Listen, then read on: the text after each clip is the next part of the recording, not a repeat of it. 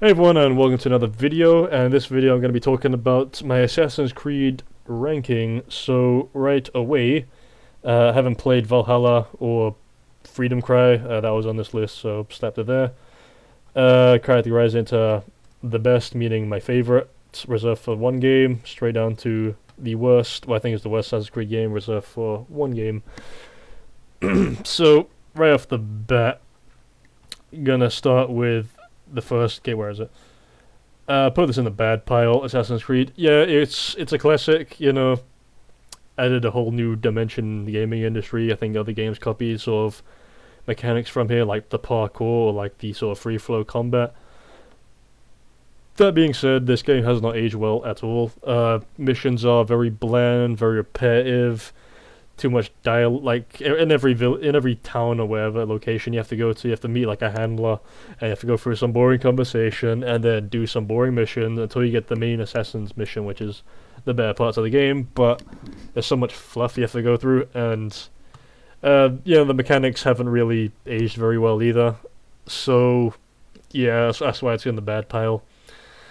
The Altair, the character as well, didn't really. I forgot about him really, to be honest. So yeah, it goes in the bad pile. So next, Assassin's Creed 2. This goes in the good pile. Surprisingly, this isn't my favorite Assassin's Creed game. It used to be, but then something came along and became my favorite. But this game, still good. If I had second favorite, this would probably be it. Improved so much over the first game. Gave you dual hidden blades, give you a bunch of weapons to, you can purchase a bunch of weapons, gave you a hidden gun, gave you some new moves you can work with as well, like disarming and throwing sand and using the pole to like sweep enemies. So much better. Missions were much better as well. Basically mission variety a lot better than Assassin's Creed, which is very repetitive. Here they give you some new moves, different missions to play in. So yeah, really good. Also, of course, you got Ezio, the main character. So much better than Altair. Easily the best character in Assassin's Creed. Just had 3 games dedicated to him, plus I think like 1 or 2 short movies. Don't know much about those, but yeah, most explored character definitely. And yeah, amazing. Next is Assassin's Creed Brotherhood. And I remember when I first saw like the gameplay trailer, I thought like when Ezio gets shot, I thought he died there. Like you play as someone else after, but now it turns out, you play as Ezio again. It like in his prime, he's like the assassin master now, master assassin. And the thing the few things that are different in this game is that you can now chain kill, meaning when you kill an enemy, you can instantly kill another one, providing they can be chain killed like most like grunts, and most enemies can. I think there's maybe an exception or two, but yeah, that's introduced. And there's also the ability to recruit assassins into your team, and you can just press a button with one press of the button. You can just call an assassin to just attack any enemy, or you can also just call down like a rain of arrows, just obliterate every enemy like you can see. So yeah, that was pretty sweet. And yeah, there's also one in this, instead of multiple maps, it's just one giant map of Rome, which is pretty great. Less loading times, you know what I mean. And yeah, overall still a good game. Had some similarities with the second game, and in this one you also have some vehicle missions as well from Leonardo, and yeah, those are fun as well. And yeah, that's all there is to say. So some people say this is their favorite game, not mine. I think it's still pretty good. But then we come to Assassin's Creed Revelations, and I put this in the okay pile, but at this point I was just kind of getting tired of Assassin's Creed. After the ending of Brotherhood, by the way, I think this is probably the best modern day the best modern day that you go through in the game. And with the ending that happened in the Brotherhood, I was so excited to see what happens next, because I was like, oh shit. And then you get Revelations, and then it turns out to be very disappointing. Like the modern day, I won't even call it modern day. You're Desmond trapped in a sort of prison, virtual prison. I don't even know. You're like trapped in the Animus, and you have to finish off Ezio's story to get out. And I just, coming off of Brotherhood, I just really hated that. As for the actual game, the actual gameplay, it was okay, but nothing much changed. Like it was more a Brotherhood, with a few tweaks. Like for example, you got the hook blade, which you can use to hook onto like zip lines and traverse a lot quickly, building to building, and you can also vault over enemies as well. That's a new move. Then there is the the bomb making system, which was pretty like underused in my opinion, and for good reason, because the game, I think ever since Brotherhood, the combat was just so much easier because of the whole chain kills and counter kills, and just it made the combat easy, it made you feel badass as well, but at the same time the difficulty was just not there. Revelations no different. Yeah, and then you got these grenades and the grenade making system where you can just sort of go to a grenade making station, craft your own grenades, like explosives. You can create smoke bombs. You can create like money bombs as well that bring civilians to the money, like sort of distract or get enemies, like block your enemies. That's the thing. I've really experimented with enough of it to see if that works or not. Like how much of it works, because the game's so easy with this combat that I just don't really bother. See, that's underused.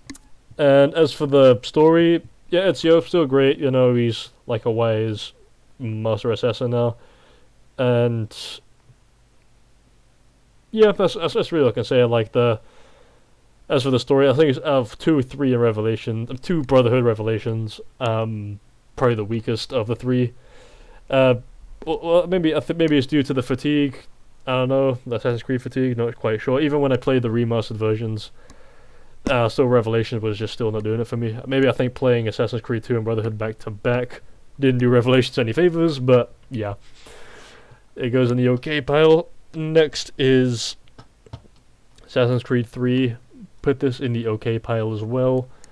I like the overall improvements that they did to this game. Like, the combat was more... It was a little more to the combat. Like when you grab an enemy, you can kill them right there. I mean, when you grab an enemy, counter an enemy, you can kill them there. You can disarm them or throw them. So a little more variety in your combat. Also, animations did look brutal as well, which is pretty good. Not to say they didn't look brutal, but this one in particular, very brutal. What else is there? Yeah, you got the maps were okay. Like the New York and Boston, they felt kind of the same. But then you have the Frontier map, which was like a forest, like a deep forest map where you can climb on trees, wild animals, and so on. That was good, because we haven't seen that before. And the new, some new moves Connor can do, which climbing on trees. So that was pretty sweet. But the bad things, well, combat again is too easy. The horse riding in this game is abysmal, like especially in the Frontier or the Homestead. It's just really hard to maneuver with your horse. Like if you're stuck over, if you stop from nothing. Like sometimes the horse just stops for no reason. When you have to leap over when you have to leap over something small like a small fence or a rock. It doesn't quite work most of the time. It just sort of stops and it doesn't jump over, and it's like you could easily go over that, but it doesn't happen. So I don't know. If the horse riding is just not good. What else did to say? Connor, definitely nowhere near as good as Ezio. He did have his own flair, like sort of. Well, I think people sort of commented him as saying that he's sort of like a Batman character. He's mostly silent and brutal in the way he does things. Yeah, well, I don't remember that much about him, and yeah, he had potential, but what they did with him, I just didn't find him very memorable. Yeah, that's all there is to say. The story didn't really grip me as much either. There's some good moments, but compared to the previous games, not that much. It's also the first one they introduced naval combat in this game. Just want to say this quickly. Not a big fan of naval combat. At least in this game, it's not that there's not that much, and there's optional naval combat missions which you don't have to do. So, yeah. When Assassin's Creed 4 came along, they put naval combat like one of the main things you do. I really hated naval combat in Assassin's Creed 4. And it goes, like, this is people's, like, favorite or near favorites. For me, it's just okay. Like, again, combat similar to the of Assassin's Creed 3. I mean, I'll say it's definitely better. Like, in the okay pile, it's still good. Definitely better than 3, better than Revelations as well. But I wouldn't say it was good. I think there's still a lot of things here that I just didn't like. Naval combat, just everything about it, I just found completely boring. I just hate how you have to go from one, just traveling in it basically. It's just really boring. You just kind of wait and let the boat. I know that's sailing. That's kind of how it works, but I just didn't think it was fun. People loved it, fine, but I didn't. What else was there? You got Edward Kenway, the new protagonist. He was great. I'd say he might be second, third best protagonist. What else was there? I mean, as a pirate game, I'll say it's pretty good. You got your sailing, which that's a given. I personally didn't like it, but it's a pirate game. And yeah, animations were still pretty damn good, pretty brutal. More emphasis on using guns as well. You got 4 holsters for your guns as well. You get to upgrade your ship even more, and a lot more naval combat, a lot more to it. Even though I don't like it, but there's some things they added and did better than the third game. But yeah, I forgot to talk about online in these games, but I think since Origin, no, the Syndicate, I think they kind of stopped with the online. So yeah, I mean, well, that's not really much to talk about there. It kind of came and went. Yeah, and that's about it. Combat, same as 3. In fact, I say it's even easier than 3. And there's a lot of tailing missions in this game as well that just drag on and don't like. So, yeah, that's where I put it. What came after? Yeah, let's talk about Liberation. I'll put this in the worst pile. I think the reason it's here is just because it's just very forgettable. Like, I don't remember a thing about it. It's just yeah, that's it. It's just forgettable. Like, it didn't need to exist. I mean, it came out on PS Vita, and to see like a fully fledged Assassin's Creed game on a Vita, like, it wasn't like the Assassin's Creed games on the DS where it was like 2D and it played like crap. But this was actually like Assassin's Creed. It played like 3, and it worked fine, and it was great to see on the Vita. That's about it. That's all I can say. Combat same as 3. I think even less, like, less involved than 3. And story forgettable, characters forgettable. There were like 3 maps in this game, I think, and they're a little small, but for the VR, what do you expect? What else is there to say? Oh yeah, the sort of new mechanic in this game that's not in any other game is the persona. I think it's persona mechanic. I think it is. What happens is you can go into a wardrobe and change into 3 different outfits. You get the assassin outfit, the slave outfit, and the lady outfit. What these outfits do is they give you special benefits, but they also take away. They give you positive and negative benefits.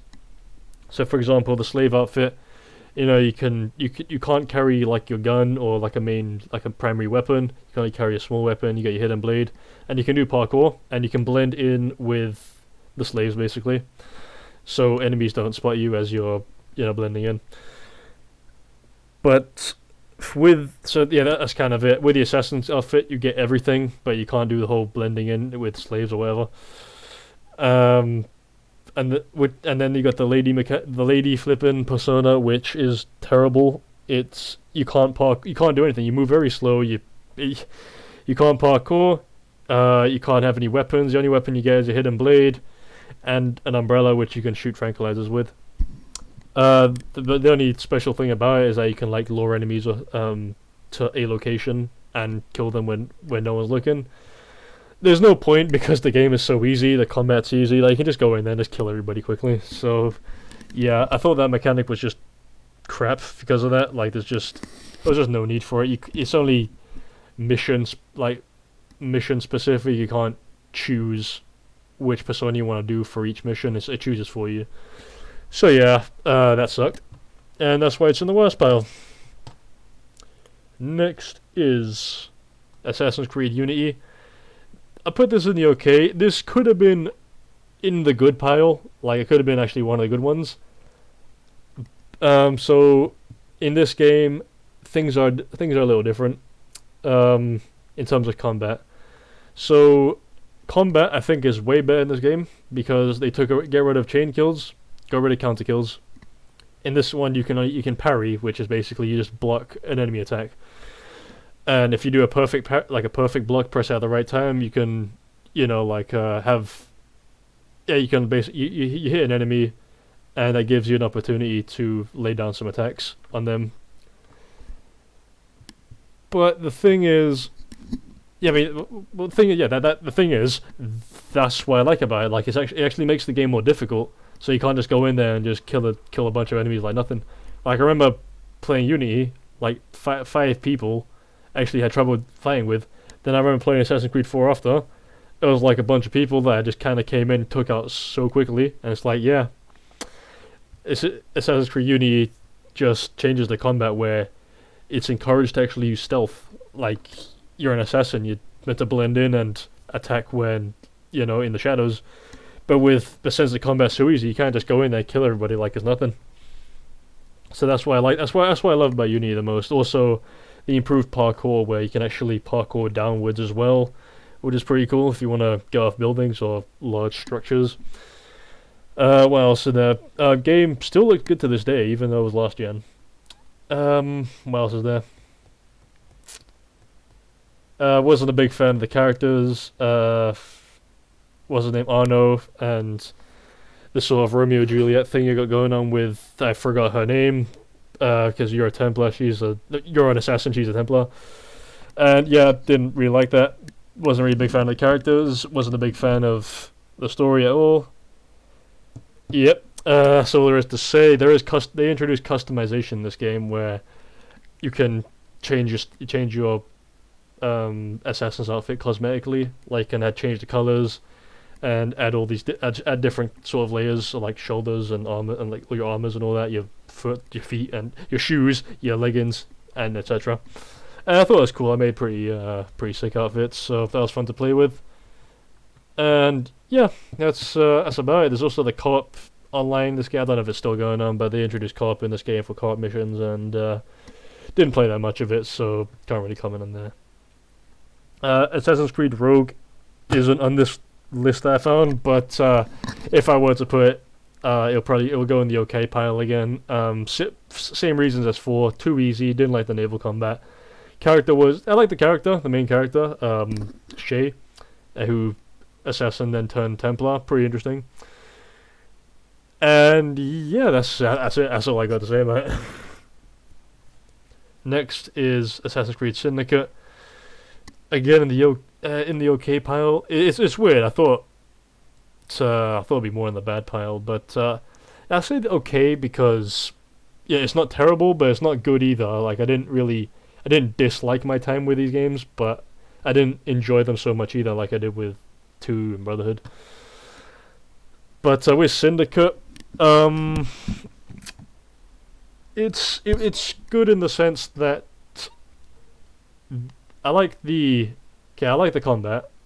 I actually did enjoy the combat for some reason, even though it's probably the least involved combat of them all, because all you do is mash square to attack, press circle to block, and I think you press X to like break defense.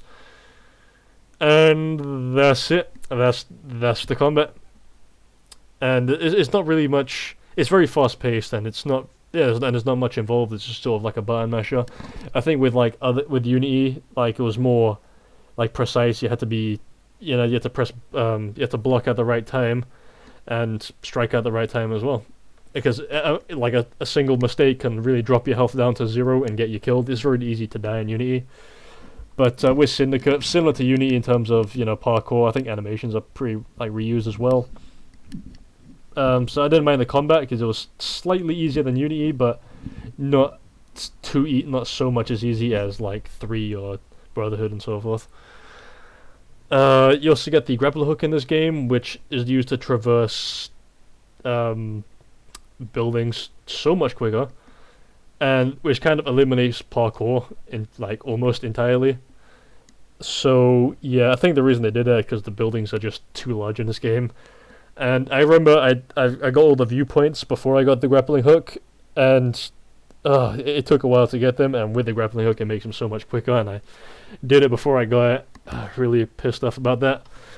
It's also the first game, I think the only game to introduce 2 playable protagonists, Jacob and Eve Fry, and I like the characters. I like both of them. I like their dynamic together, but I wish they had. I wish they were together more. Like they had more scenes together, because I think most of the game they're just separated, doing their own thing, and I didn't really quite much like that when that happened. I did like the assassination missions in this game, where they give you different ways to assassinate your target. I think in Unity they sort of marketed that as well, that you can do that, but I don't think you could have. Like there was just like one way to go, well, like stealth or flipping combat. But with Syndicate, there's more than you could do combat, you could do stealth, but there's like more than one way of doing it. I think there's 3 ways to assassinate a target, but they give you 3 opportunities to assassinate a target. I think it's stealth opportunities to do that. So yeah, I thought that was pretty cool. Like just add some variety. What else is there to say? Yeah, so that's about it. I do love the Assassin's Creed base, which is like a moving train, which is always on the move. I thought that was pretty cool as well.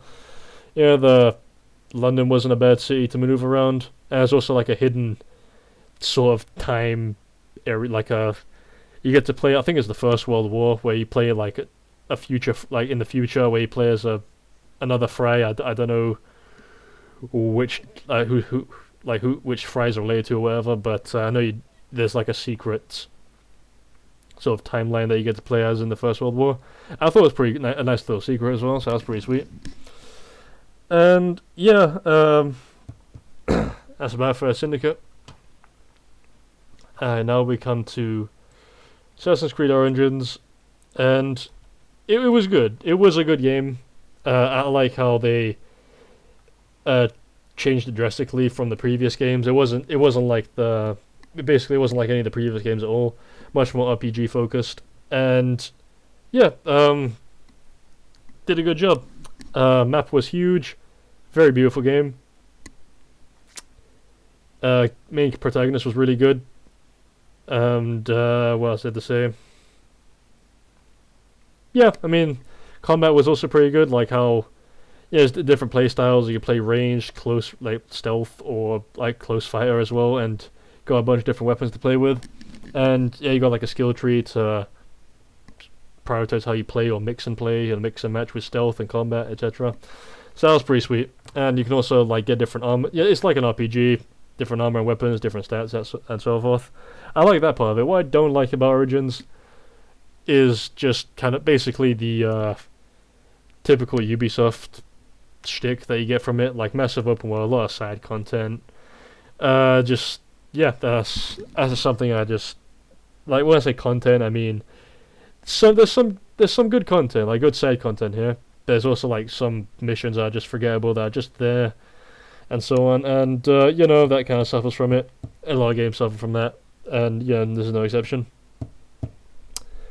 And yeah, that's all there is to say about that. Then we come to Odyssey, which in my surprise, is actually my favorite Assassin's Creed game. And it's so weird. I don't know why, but when I played this game, I was like actually kind of addicted to it. Like I actually couldn't stop playing. I was just enjoying myself. And I don't know why. It's similar to Origins, like in terms of gameplay. And they reintroduced naval combat in this game, and I just talk about how much I hate that. Here, it wasn't too necessary. Like you move it to go from island to island, but it wasn't like super mandatory. Like Assassin's Creed 4 just felt really slow, and when when a ship comes near you, so unless you run away from it, you have to force the fire. If not, then you can't dock, you can't land basically, and until you take out the ship, and it's just a long, tedious process. But with Odyssey, you can do whatever the hell you want. Like you can jump off at any time. You can, basically that you can just jump off your ship anytime, seamlessly just go from one end to like another end. It's no loading times between going to different islands. The map is so huge, and yeah, I like the seamless aspect of that. What else was there? No hidden blade, at least not in the base game. I haven't played the DLC in any of these games. Yeah, none of them. But base game, you got the Spear of Leonidas, and good. It's a fun tool to play with. You gotta do some special moves, which are pretty cool. Yeah. I think it's also the first game where you get to choose between male or female as your main character, and you can choose Alexios and Cassandra. I remember just looking between the two and just deciding who I want to play as, like a comparison video. Went with Cassandra, even though Alex is my name and Alexios, you sort of just like gravitate towards that name, to that character. But not for me. No, I wanted to play as Cassandra. I just found her the more compelling character. And yeah, what else did to say about this? Yeah, like I said, very similar to Origins, RPGs and all that, RPG style. A lot of side content. I don't know if there's, I don't know how much. I just think there's so much. I don't know how much of it was meaningful and not. So once again, it does suffer from that usual open world, so much to do sort of crap. But yeah, but again, I don't know why though. That's the thing. I don't know why this game. I enjoyed it so much. But yeah, I think they introduced dialogue choices in this game as well. I don't know if they actually made a difference, but yeah, that's in this game, and yeah, that's all there is to say. It's just hard to explain. I just don't know why I enjoyed it. I just played it, and it just came to me, And that is my ranking. So yeah, thank you for watching, everybody. Hope you enjoyed. I'll see you next time.